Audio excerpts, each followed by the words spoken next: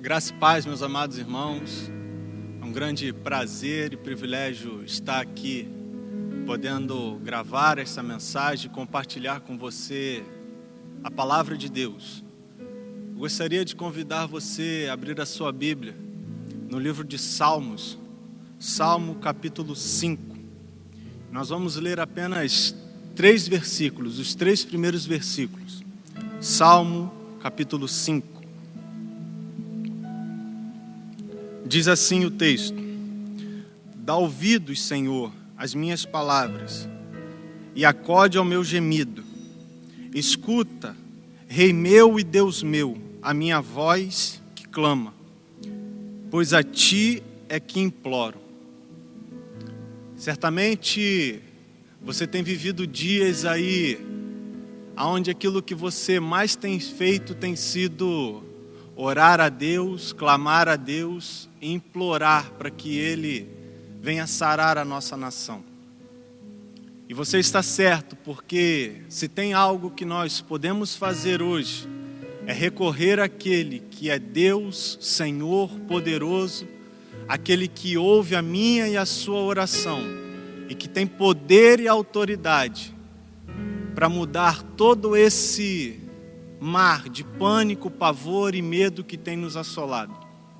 Então eu quero aqui começar este culto, essa mensagem, encorajando você.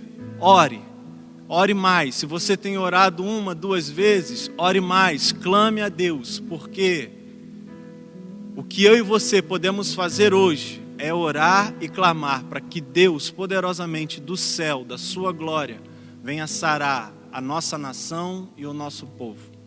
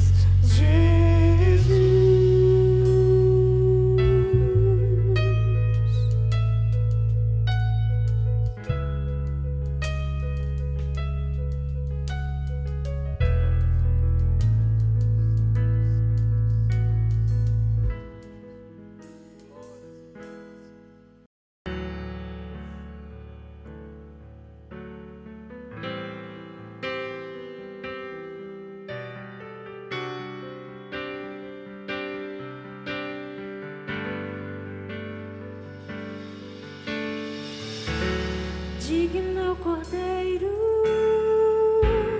que foi morto, santo, santo Ele é. Um novo cântico ao que se assenta sobre o trono dos céus. Digno é o Cordeiro que foi morto, santo, santo Ele é. Um novo cântico ao que se assenta sobre o trono dos céus. Santo, santo, santo, Deus Todo-Poderoso, que era e há de vir. Com a criação eu canto louvores ao Rei dos Reis.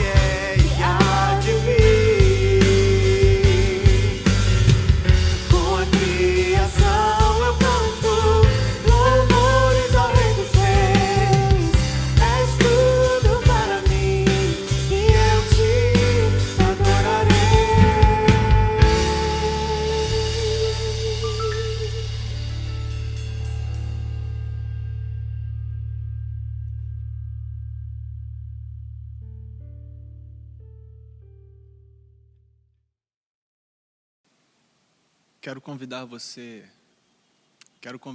a abrir a sua Bíblia no livro de Atos, capítulo 27. E nós vamos fazer uma leitura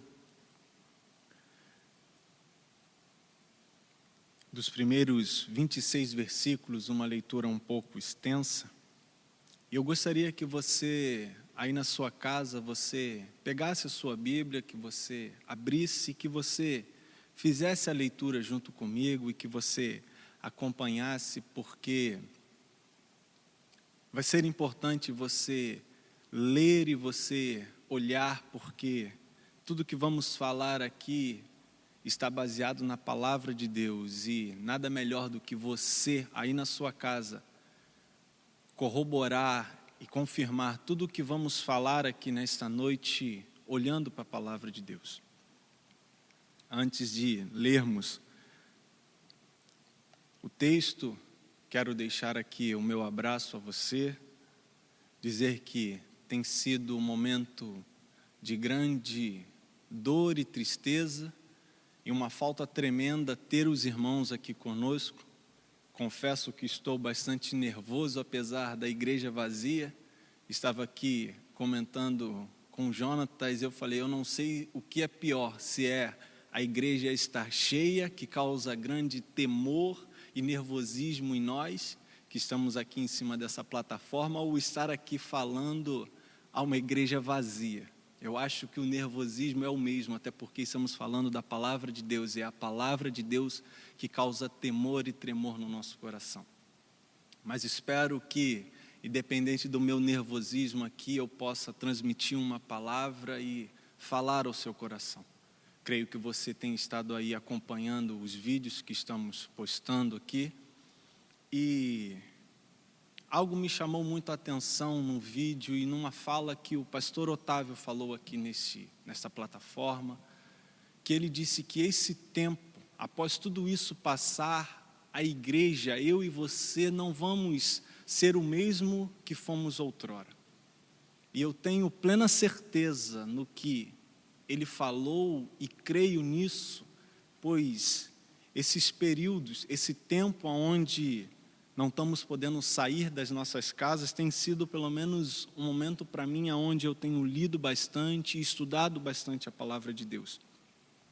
E algo que eu pude anotar nesses estudos é que os grandes movimentos, os grandes episódios de avivamento que aconteceu na igreja, as grandes atuações do Espírito Santo de Deus no meio do seu povo ocorreram exatamente em momentos de grande tribulação, de grande perseguição, de grande dor e sofrimento. Então, assim, confirmando, corroborando e crendo nas palavras que o pastor Otávio aqui falou, eu creio que sim, após todo esse momento de pandemia, de medo, pavor, nós vamos viver na vida da igreja, nós vamos viver nos nossos dias uma grande mudança.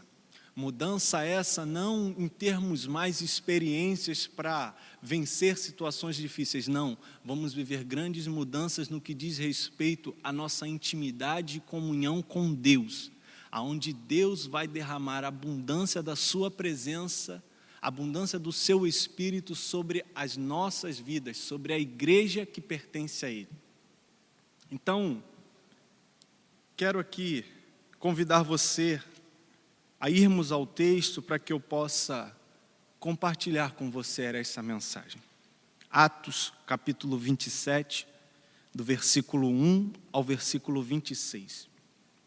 O texto inicia dizendo assim: quando foi decidido que navegássemos para a Itália, entregaram Paulo e alguns outros presos a um centurião chamado Júlio, da coorte imperial. Embarcando num navio adramatino que estava de partida para costear a Ásia, fizemo-nos ao mar, indo conosco Aristarco, macedônio de Tessalônica. No dia seguinte chegamos a Sidom, e Júlio, tratando Paulo com humanidade, permitiu-lhe ir ver os amigos e obter assistência. Partindo dali, navegamos sobre a proteção de Chipre, por serem contrários os ventos. E tendo atravessado o mar ao longo da Sicília e Panfilha, chegamos a Mirra, na Lícia. Achando ali um centurião, um navio de Alexandria, que estava de partida para a Itália, nos fez embarcar. Navegando vagarosamente muitos dias e tendo chegado com dificuldade defronte de Quinídio, não nos sendo permitido prosseguir por causa do vento contrário, navegamos sobre a proteção de Creta, na altura de Salmona. Costeando-a penosamente, chegamos a um lugar chamado Bons Portos, perto do qual estava a cidade de Lazéia. Os perigos da viagem, versículo 9. Depois de muito tempo, tendo se tornado a navegação perigosa, e já passado o tempo do dia de jejum, admoestava-os Paulo, dizendo-lhes: Senhores, vejo que a viagem vai ser trabalhosa, com dano e muito prejuízo, não só da carga e do navio, mas também da nossa vida. Mas o centurião dava mais crédito ao piloto e ao mestre do navio do que ao que Paulo dizia. Não sendo o porto próprio para invernar, na maioria deles era de opinião que partissem dali, para ver se podiam chegar a Fenícia, e aí passar o inverno, visto ser um porto de Creta, o qual olhava para o nordeste e para o sudoeste. Soprando brandamente o vento sul, e pensando eles ter alcançado o que desejavam, levantaram âncora e foram costeando mais de perto a ilha de Creta. Entretanto, não muito depois, desencadeou-se do lado da ilha um tufão de vento chamado Euroaquilhão. E sendo o navio arrastado com violência, sem poder resistir ao vento, cessamos a manobra e nos fomos deixados levar. Passando sobre a proteção de uma ilhota chamada Cauda, a custo conseguimos recolher o bote.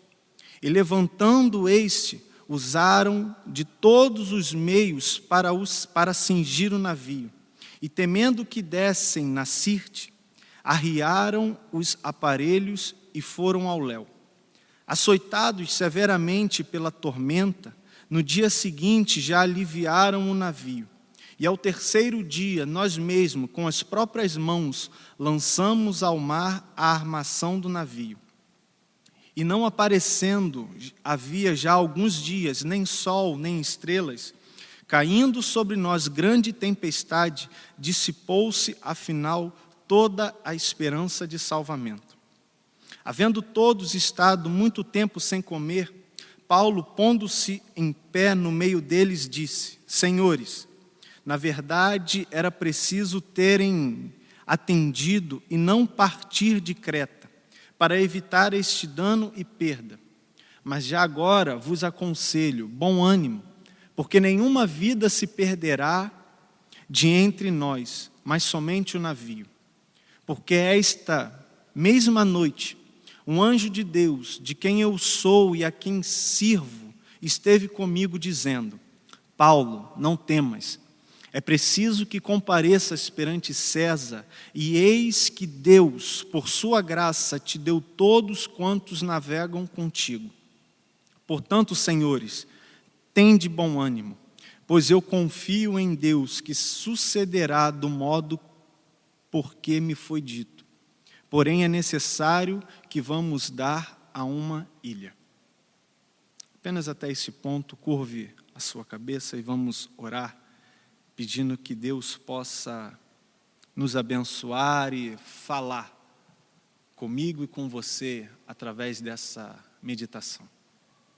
Amado Deus, Santo e Poderoso Pai, te damos graças, ó Deus, por tudo que Tu és, pois Tu és um Deus bom, Deus poderoso, Deus grande, de infinita misericórdia e compaixão.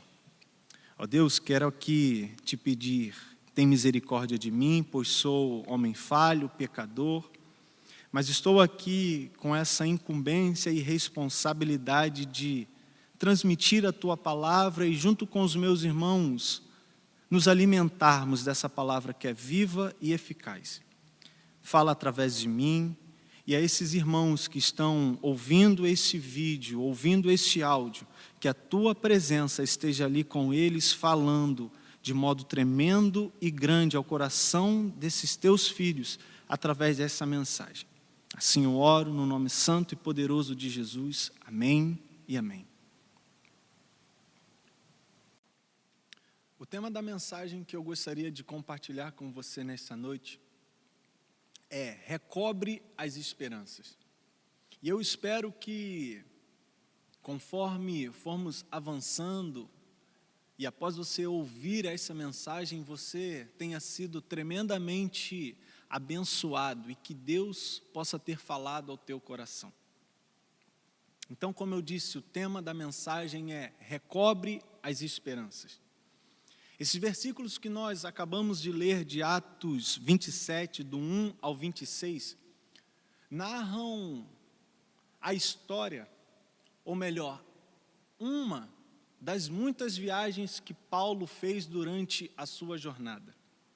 Esse episódio que nós acabamos de ler e que é narrado de forma bem detalhista, muito bem detalhada, conforme nós vamos observando, conforme vamos avançando na leitura, foi escrito por Lucas.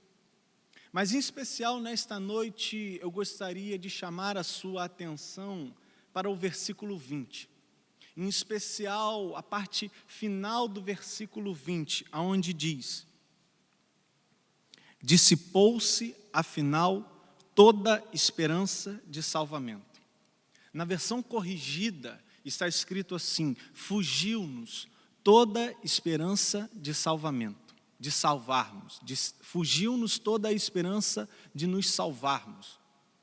No livro O Peregrino, o escritor John Bunyan escreve a seguinte frase para descrever a jornada da vida.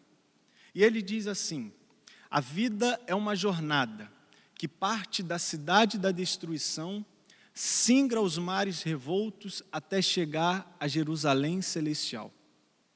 Olhando para a frase de O Peregrino e fazendo um paralelo às nossas vidas, podemos entender que a nossa vida, que a nossa caminhada, a nossa trajetória aqui neste mundo está toda ela ligada a uma jornada onde teremos mares à nossa frente, meus amados irmãos. Ou seja, teremos mares a serem vividos e vencidos. Em resumo, essa frase traduz e mostra para nós que a nossa vida é uma trajetória que parte de um início e se conclui a chegar a um fim. Mas entre esses dois pontos, essa caminhada, essa trajetória é uma trajetória composta por mares. Mares esses que ora podem ser calmos e tranquilos, de um céu azul celeste, ensolarado, mas que também podem ser compostos por mares revoltos, sombrios, de um céu denso e escuro. Mares esses compostos muitas das vezes por grandes ondas de dor e sofrimento, de grande pavor e medo. Mas ondas essas, meus amados irmãos, preste atenção nisso, ondas essas que são dosadas soberanamente por aquele que tem o controle, que é sabedor de todas as coisas. Ondas que são dosadas cuidadosamente e soberanamente controladas por esse Deus que eu e você servimos, que é um Deus todo-poderoso. Portanto, a trajetória da vida do homem é uma trajetória de mares a serem vividos. É uma trajetória que singra mares, como diz o Peregrino. Mas a nossa vida está debaixo das mãos de um Deus poderoso. Talvez você esteja passando por situações particulares que estejam tirando a sua paz, passando você por mais revoltos e sombrios que têm gerado no seu coração, gerado em você o mesmo sentimento que acometeu aqueles homens que estavam ali naquela embarcação. O mesmo sentimento que acometeu o coração daqueles homens que estavam ali naquele barco. Talvez o sentimento que tem tomado o teu coração nos últimos dias tem sido um sentimento que se traduz e é descrito perfeitamente pelo final do versículo 20, que diz: fugiu-nos toda esperança de nos salvarmos. Em outras palavras, você está dizendo: fugiu de mim toda a esperança de mudança.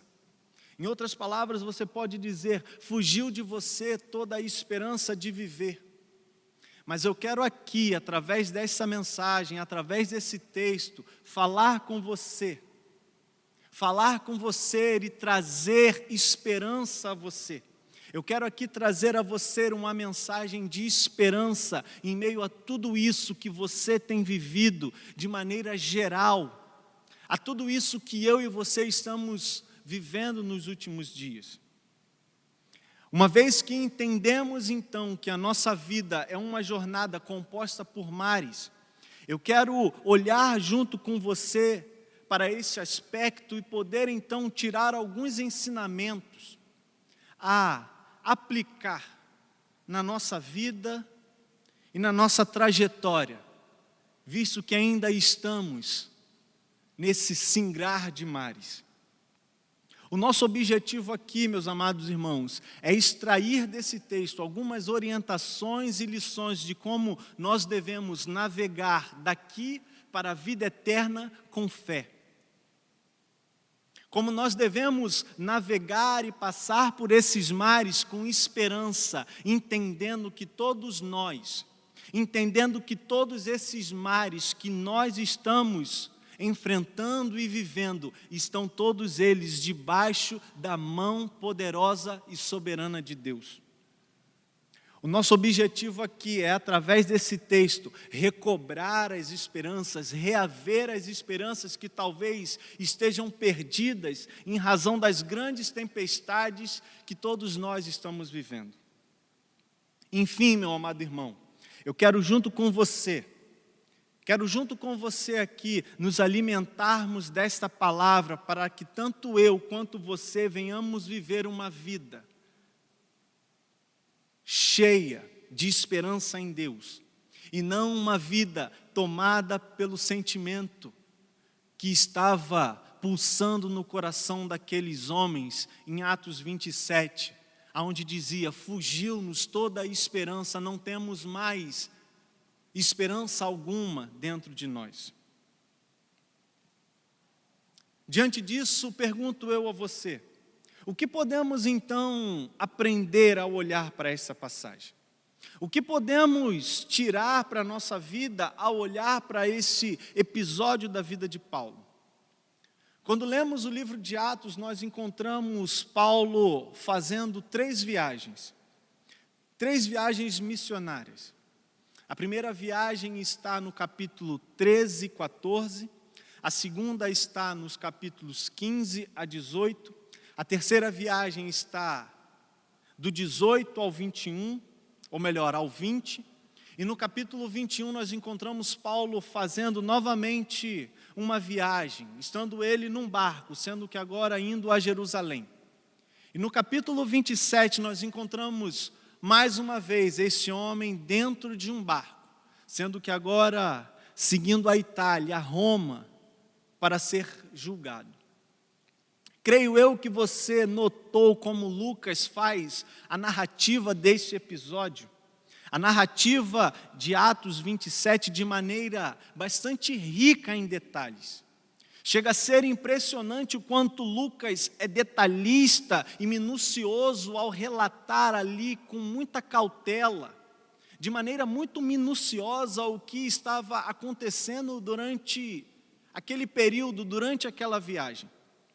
São tantos pormenores, tantos detalhes minuciosos utilizados por Lucas na sua narrativa, que um médico do século XVIII, um homem especialista em navegação, conhecedor, que era então apto, que tinha experiência de navegar, esse homem chamado Thomas Walker vai dizer o seguinte sobre o relato de Atos 27. Ele diz assim: não há nenhum relato tão detalhado do trabalho de um navio antigo em toda a literatura clássica quanto este de Atos 27. Ou seja, meus amados irmãos, estamos diante de um texto rico, estamos diante de uma literatura grandiosa, ou seja, algo que requer de mim e de você uma atenção especial. Visto que não estamos aqui diante de um simples relato ou de uma simples literatura. Thomas Walker está certo na sua fala quando ele se refere a Atos 27. Mas nós podemos ir muito mais a fundo do que a afirmação de Thomas Walker a respeito de Atos 27. Nós podemos ir mais a fundo e não apenas dizer a respeito de Atos 27, nós podemos afirmar para mim e para você que a Bíblia na sua totalidade, possui palavras de vida, portanto, não despreze o que contém nesse livro chamado Bíblia Sagrada, meu amado irmão. Não despreze. Não apenas Atos 27 é uma rica literatura, não. A rica literatura está contida desde Gênesis 1 a Apocalipse. Portanto, não leia a Bíblia como um livro qualquer. Voltando ao texto, a grande pergunta que devemos fazer diante disso tudo que vimos até aqui é: por que tantos detalhes em Atos 27?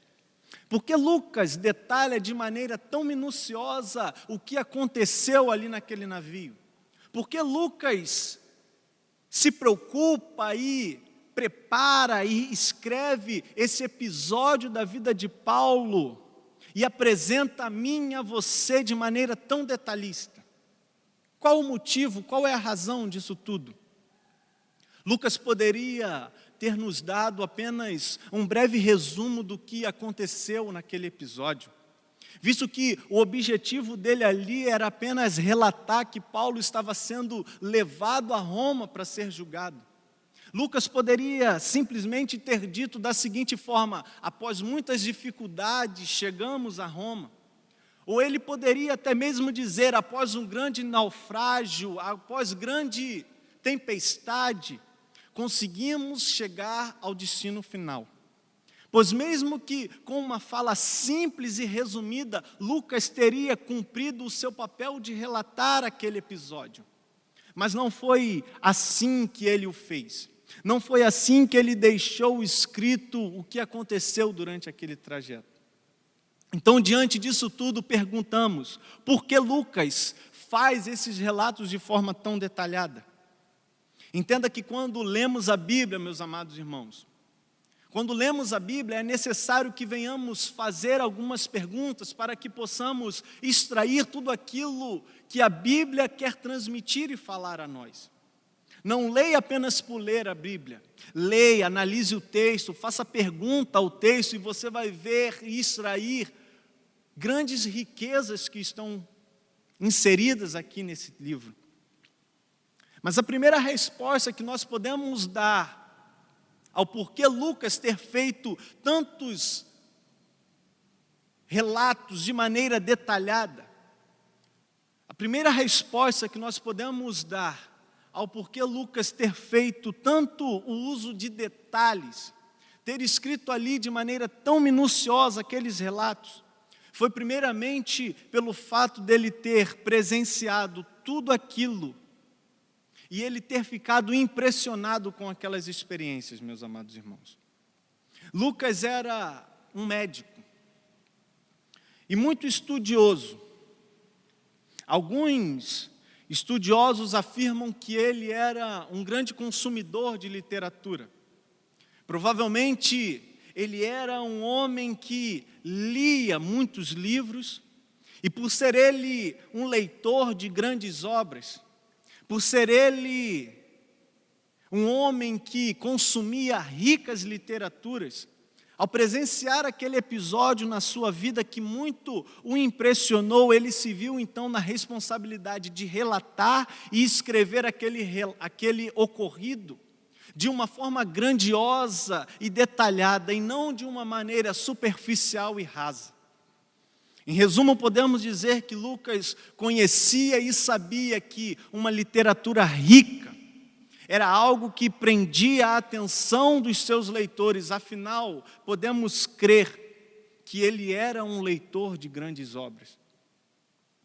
O segundo motivo pelo qual Lucas foi tão cuidadoso ao escrever esse texto é porque, através dessa grandiosa narrativa, através desse texto maravilhoso que eu e você lemos, Lucas vai nos apresentar dois personagens. Dois personagens estão descritos aqui nessa história. Um personagem coadjuvante e um outro personagem que é o personagem principal. O personagem coadjuvante dessa história é Paulo. Opa, como assim, Leandro? Você está dizendo que Paulo é o personagem coadjuvante dessa história? Sabe por quê, meu amado irmão? Paulo é o personagem coadjuvante. Sabe por que ele é o segundo? Porque o personagem principal dessa história é Deus. Deus é o personagem principal nessa narrativa contada por Lucas. Isso porque Deus sempre será o personagem principal de uma história. E Lucas aqui quer que eu e você nos encantemos com esses dois personagens. Mas ele está querendo mostrar que existe um que ocupa um papel principal, que ocupa um papel mais elevado. Existe um que ocupa um papel de destaque e que controla todas as coisas. Lucas quer mostrar a mim e a você que existe um que está acima de tudo. Ele quer mostrar que existe um que está acima de tudo e acima de todos. Um que possui um papel de destaque, um que é incomparável e que nada pode ocupar ou se igualar na sua grandeza. Há um personagem principal, e esse personagem principal, meu amado irmão, atende pelo nome de Jesus Cristo, Deus soberano, Deus grande. Pois é Ele quem tem a chave do mundo nas suas mãos. É Ele quem conhece todas as estrelas e as chama pelo nome. E por ser Ele grande em força e forte em poder, nenhuma delas vem a faltar. Ele é aquele que, como diz a palavra, mede os oceanos com a concha das suas mãos. Ele é aquele que mede, que coloca os montes e calcula o peso desses montes em balança de precisão. Ele é aquele que mede o céu a palmos. É esse Deus que Lucas está querendo nos apresentar através desse texto, dessa literatura. Nós servimos a um Deus grande e soberano, meu amado irmão, creia nisso. Deus não age no improviso ou foi surpreendido por tudo isso que estamos vivendo, não, isso não é verdade. Deus não foi surpreendido ou está agindo hoje improvisando, Ele ainda está governando de maneira soberana, Ele ainda tem o controle de todos os eventos que acontecem no céu e na terra. Como disse anteriormente, Lucas nos apresenta dois personagens. O personagem principal sendo Deus e um personagem coadjuvante, este chamado de Paulo. Mas mesmo sendo Paulo um personagem coadjuvante, nós podemos tirar grandes ensinamentos para a nossa vida, e eu gostaria nesse momento, junto com você, olharmos um pouco para a vida e a atitude desse homem, de maneira especial, a esse episódio da sua vida. Lucas aqui está nos mostrando esse Paulo.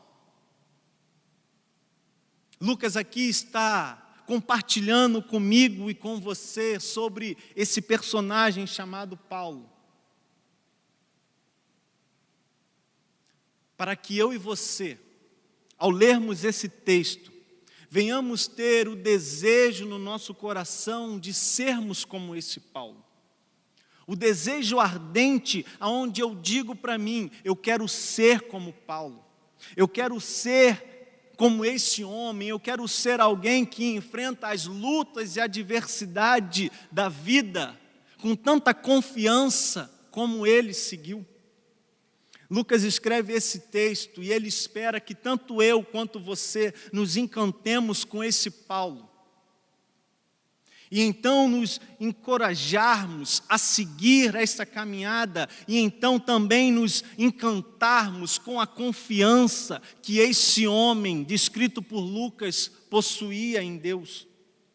Para que possamos entender e visualizar melhor a situação em que Paulo se encontrava ali naquele navio.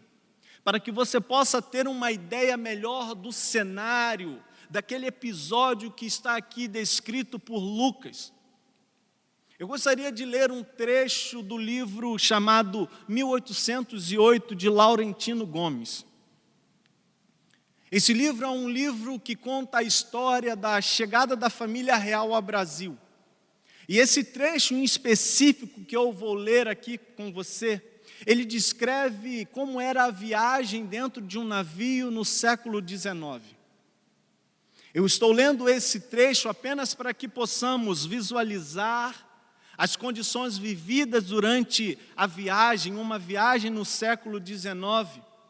E após visualizarmos esse cenário, observarmos que o navio em que Paulo estava era um navio de 19 séculos atrás. Ou seja, uma embarcação bem mais precária quando comparada à embarcação descrita nesse livro 1808. Leio agora trecho desse livro. Desenhados para impedir a infiltração da água e do mar e sobreviver às violentas tempestades oceânicas. Os navios portugueses eram, 200 anos atrás, cápsulas de madeira hermeticamente lacradas, providos de pequenas escotilhas que permaneciam fechadas a maior parte do tempo. Os ambientes internos ficavam asfixiantes, sem ventilação. Durante o dia, sob o sol equatorial, se transformavam em autênticas saunas flutuantes. Não havia água corrente nem banheiros. Para fazer as necessidades fisiológicas, usavam-se as cloacas, plataformas amarradas à proa, suspensas sobre a amurada dos navios, por onde os dejetos eram lançados diretamente ao mar. Lembre-se que estamos aqui falando de um navio do século XIX. E o barco, o navio em que Paulo está 19 séculos atrás. A dieta de bordo era composta de biscoitos, lentilha, azeite, repolho azedo e carne salgada de porco ou bacalhau. No calor sufocante das zonas tropicais, ratos, baratas e carunchos infestavam os depósitos de mantimentos. A água apodrecia logo, contaminada por bactérias e fungos. Por falta de frutas e alimentos frescos, uma das maiores ameaças nas longas travessias era o escorbuto, doença fatal que provocada pela deficiência de vitamina C. Enfraquecida, a vítima queimava de febre e sofria dores insuportáveis. A gengiva necrosava e os dentes caíam ao simples toque. Nas regiões tropicais, outras ameaças eram a desinteria e o tifo, causados pela falta de higiene e pela contaminação da água e dos alimentos. Em 1808, a esquadra portuguesa levou quase 2 meses para atravessar o Oceano Atlântico. Os relatos sobre a viagem são incompletos e confusos, mas sabe-se que foi uma aventura repleta de aflições e sofrimentos.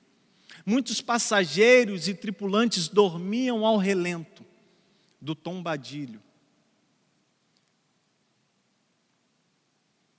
O suprimento de água era insuficiente, a comida pouca, e a peste bubônica perseguia os imigrados nos camarotes superpovoados e anti-higiênicos. Nos primeiros dias de viagem, enquanto ainda estavam no hemisfério norte, ondas fortes despejavam água gelada sobre o convés superlotado, onde os marinheiros trabalhavam em meio ao nevoeiro e às rajadas de vento frio. Náuseas coletivas tomavam conta de todos nos navios. Depois de algumas semanas, já na altura da linha do Equador, o frio do inverno europeu deu lugar ao calor insuportável, agravado pela ausência de ventos numa região famosa pelas calmarias do Atlântico. O excesso de passageiros e a falta de higiene e saneamento favoreceram a proliferação de pragas. Meus irmãos, você há de concordar comigo que se a condição em um navio no século XIX era algo tão terrível como nós podemos ver ao ler esses relatos do livro 1808, lá atrás, no início da era cristã, certamente as condições de um navio eram infinitamente piores. Portanto, torna-se muito mais impressionante para mim e para você a postura de Paulo dentro desse navio. Torna-se muito mais impressionante a nós a postura deste homem, um homem portador de esperança, visto as precárias condições que ele estava vivendo ali naquele navio e naquele episódio. Lucas, meu amado irmão, deseja e quer que eu e você olhemos para Paulo e fiquemos maravilhados com a postura de um homem de fé, um homem que confiava em Deus, um homem que mesmo naufragando, despido de privilégios, afinal ele está ali nesse navio, na condição de prisioneiro. Mas diante disso tudo, ele não perdeu as suas esperanças. Pelo contrário, ele seguiu confiante no seu Deus. O que eu quero junto com você aqui é aprender, olhar para esse texto, extrair desse texto e entender que aquele que está alicerçado na rocha, aquele que está com seu coração depositado na rocha, rocha essa que é Jesus Cristo, aquele que tem o seu coração confiante em Deus, mesmo diante de uma tempestade, mesmo diante de momentos difíceis, mesmo diante de condições de um navio, aonde está ali toda a precariedade, toda a escassez, todas as condições mais piores possíveis. Diante de todas essas dificuldades, o crente que descansa em Deus, ele não dá as suas esperanças como mortas, meus irmãos. Isso porque ele se renova dia após dia no seu Deus, e mesmo estando ele vivendo por mares turbulentos, ele sabe que o seu Deus poderoso, está dosando cuidadosamente cada uma dessas ondas que estão sobrevindo sobre a sua vida, e cada momento, em cada onda, ele não tem que se apavorar, ele tem apenas que olhar para o céu, descansar em Deus, se renovar dia após dia, olhando sempre para o alto, confiando no seu Deus e tomando uma postura de um homem na condição de portador de esperança. Esperança essa no Deus que tudo pode. Paulo aqui mostra para nós, meus amados irmãos, que ele descansa, que ele confia, que ele crê no seu Deus. Que ele confia e crê no seu Deus, e por essa razão ele se torna um homem portador de esperança. Por essa razão, ele é possível tomar para si essa condição e se encher de esperança. Não porque ele se tornou ali uma pessoa totalmente segura de si, não, é exatamente o contrário. Ele não se tornou ali uma pessoa segura de si ou extremamente algo confiante, autoconfiante, não. Ele estava ali sabendo que ele não era nada. Ele estava ali reconhecendo que ele não era nada. E eu e você, diante dos dias de hoje, podemos certamente dizer que nós não somos nada, porque nós temos aí claros exemplos de um vírus, de um pequeno vírus, acabando com tantas vidas. Isso é a prova real de que eu e você não somos nada. Mas existia algo, meu amado irmão, no coração de Paulo. Existia algo no coração daquele homem. Existia algo que pulsava de modo grandioso dentro do coração daquele homem, que fazia com que ele olhasse para o céu e que ele a todo instante enxergasse e visse o Deus grande, o Deus poderoso, e por essa razão, em todo momento, ele se enchia de esperança por saber que o seu Deus jamais, jamais o abandonaria, tendo ele a certeza que o seu Deus jamais perdeu o controle do universo e da sua vida.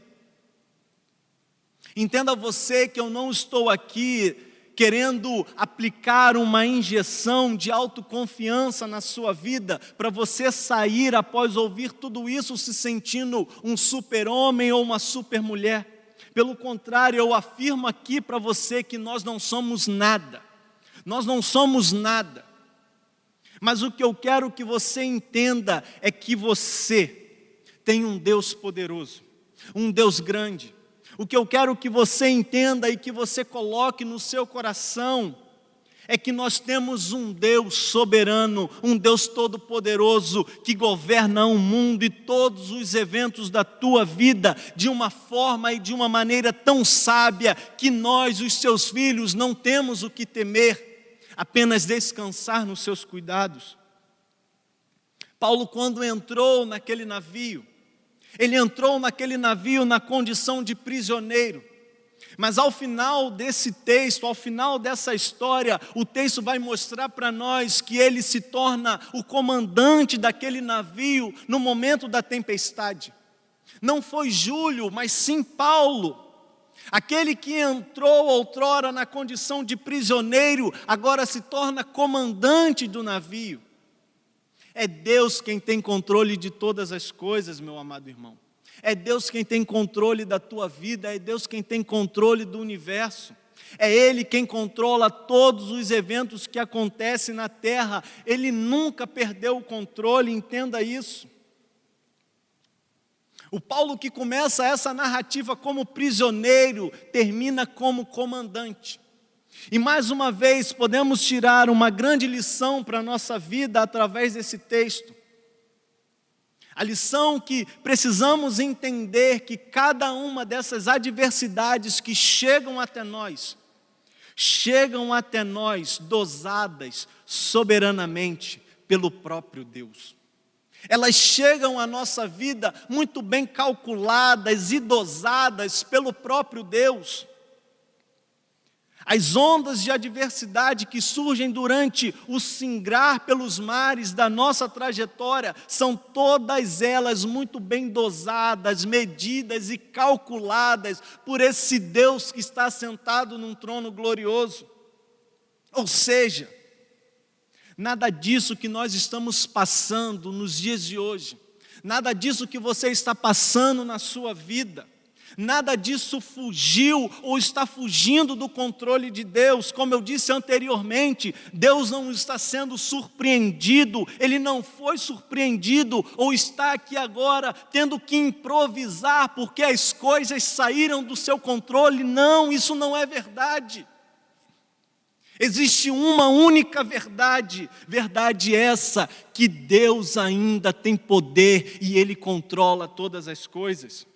Tudo isso que está acontecendo está seguindo exatamente da maneira perfeita como Deus planejou e está sendo executado exatamente de maneira fiel com o plano dele. Entenda que Ele sabe até onde os seus filhos podem suportar. Portanto, entenda que essas ondas do mar da vida são todas elas bem medidas, calculadas e controladas por Deus. Essas ondas não têm por objetivo e com um fim levar à morte a sua vida, não é esse o propósito de Deus. Eu não sei se você está conseguindo entender o que eu estou querendo dizer a você aqui.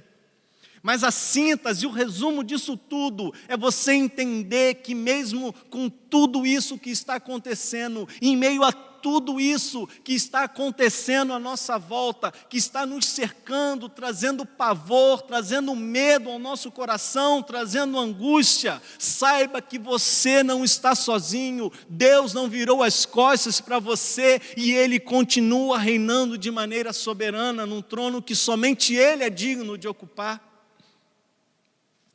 O que eu gostaria que você entendesse,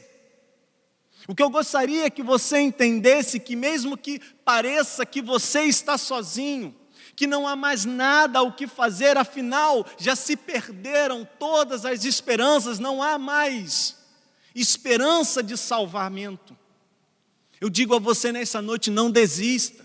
Não desista, recobre as tuas esperanças, olhe para Deus, encha o teu coração de esperança, se renove dia após dia, pois Deus está cuidando dessa situação. É claro, é certo que Deus está sentado neste exato momento, num trono glorioso, olhando para este mundo e cuidando de mim e de você, meu amado irmão.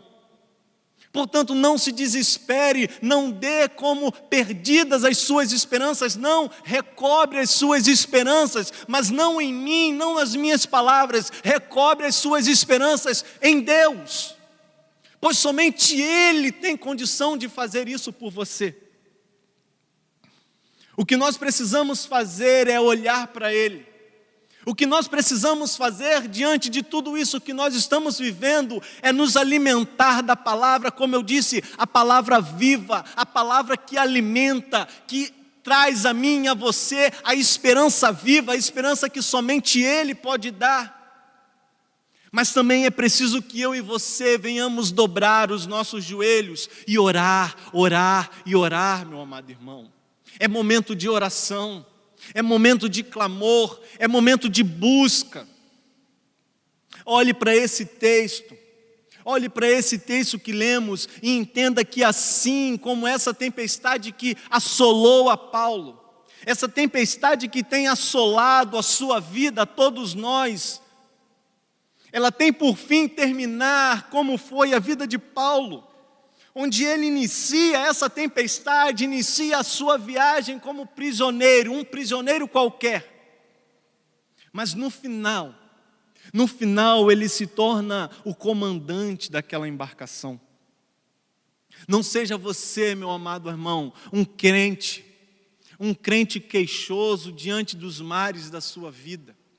Não seja você um crente que se queixa de tudo o que está acontecendo durante o singrar dos mares da sua vida, não.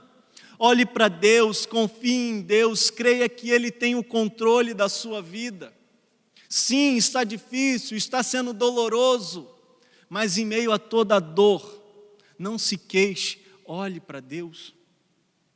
Diante disso tudo e dessa bela narrativa que Lucas deixou a nós, entenda que Lucas quer que tanto eu quanto você olhemos para esse texto e nos encantemos ao compreender que Deus, o personagem principal dessa história, em todo momento controla todas as coisas. Lucas quer que observamos o cuidado que Deus tem com os seus.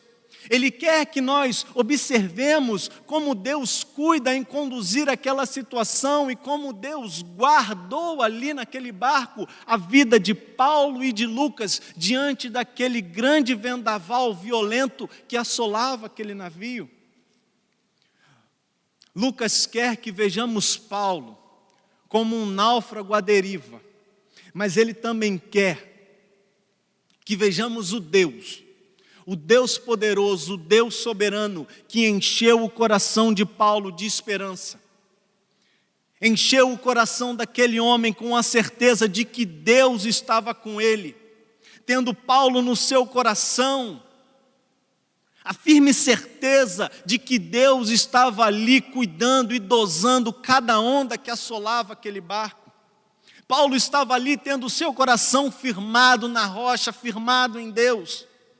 Enquanto o barco era castigado penosamente por aquelas ondas severas, Paulo continuava, Paulo seguia confiante que Deus estava no controle de tudo aquilo e que Deus não haveria de desampará-lo e que toda aquela situação estava muito bem conduzida por Deus.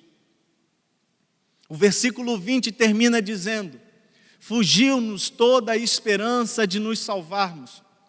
Lucas aqui termina dizendo que todos naquele barco tinham perdido as esperanças. Mas se seguirmos a leitura a partir do versículo 21, nós vamos ver que Paulo não tinha perdido as suas esperanças.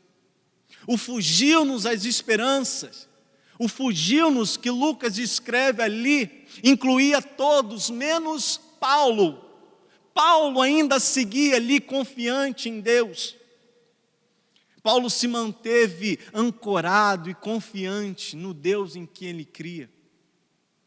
Que fique claro na tua mente, que fique claro para você que a narrativa de Lucas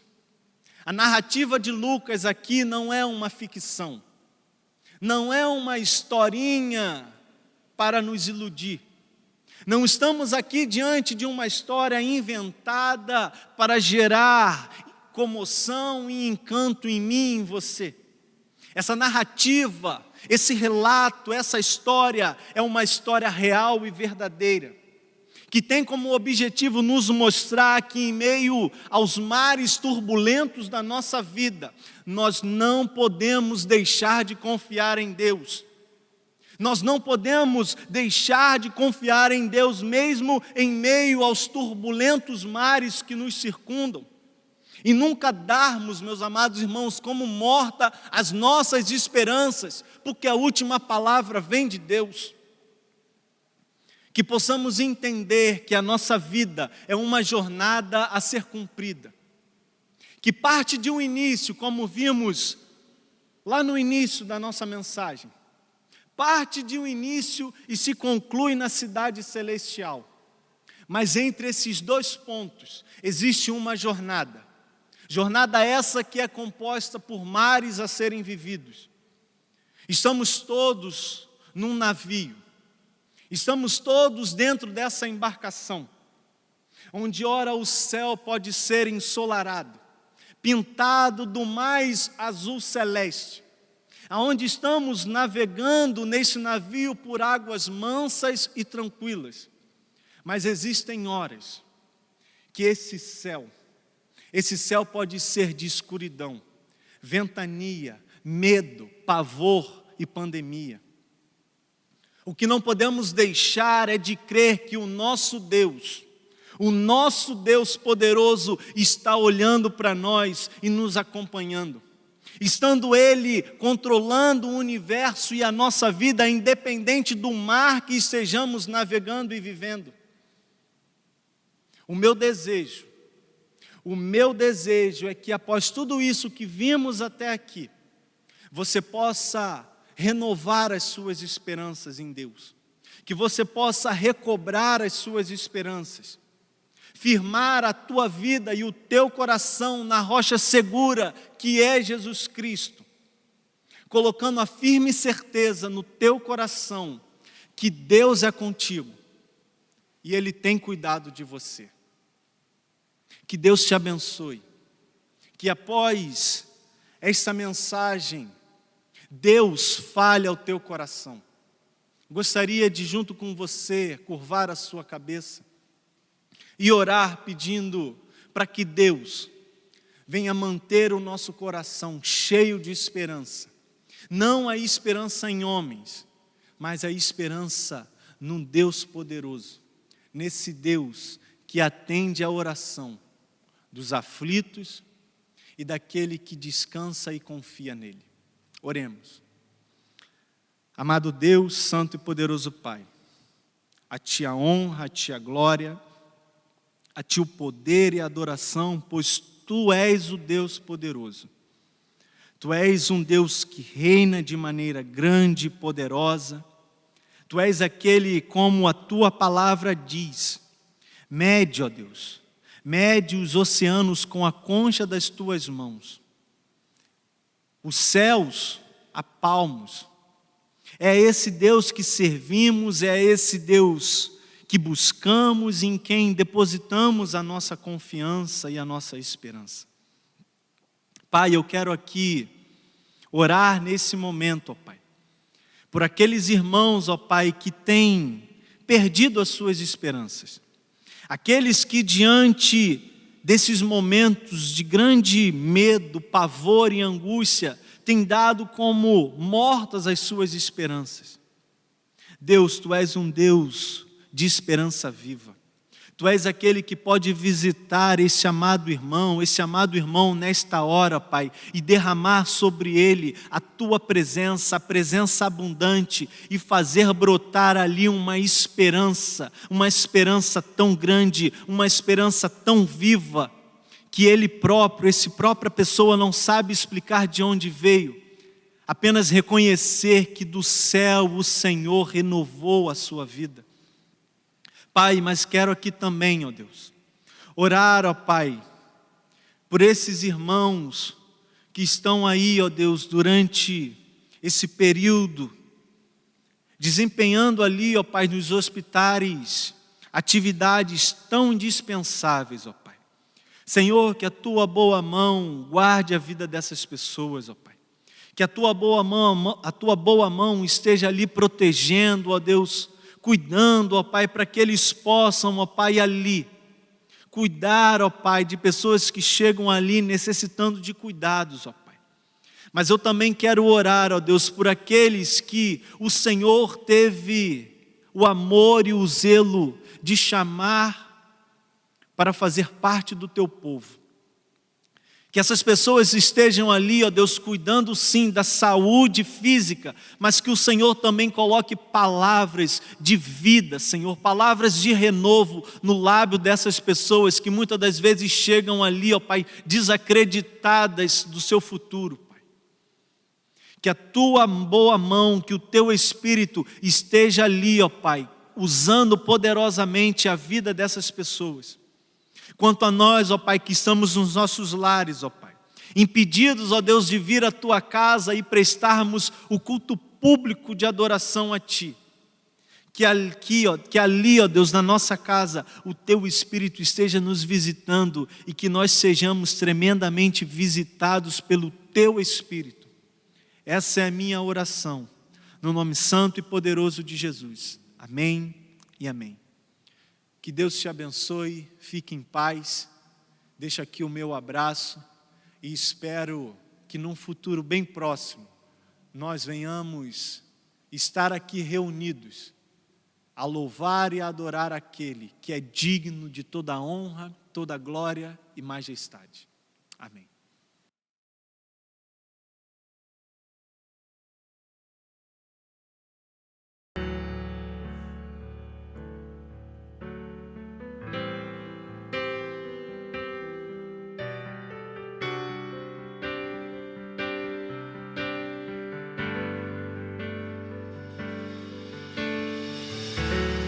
Digno é o Cordeiro